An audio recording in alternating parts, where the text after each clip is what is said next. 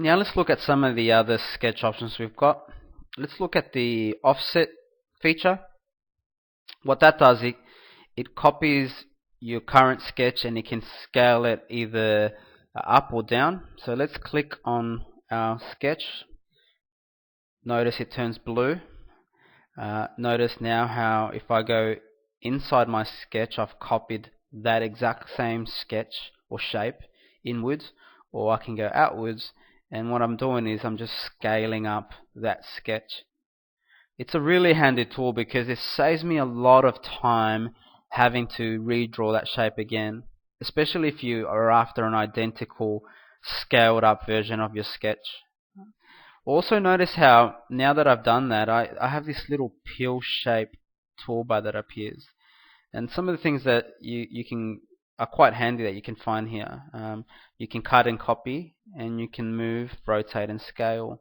So if I click on move, rotate and scale, you can select an align and you can move a particular line like so, or you can click on a point and you can just move a point. So it's quite handy. So that's the offset tool.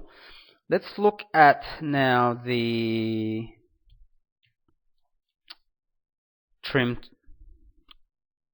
option. So in order for us to do that, let's create a circle.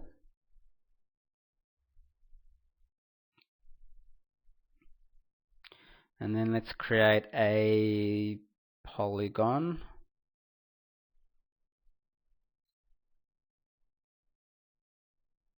Like so. Now if we select, right click,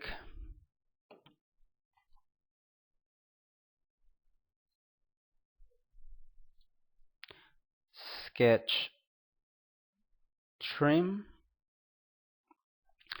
what this does is you can, two shapes that are interceding with one another, you can start to choose to eliminate particular lines that are intersecting with one another.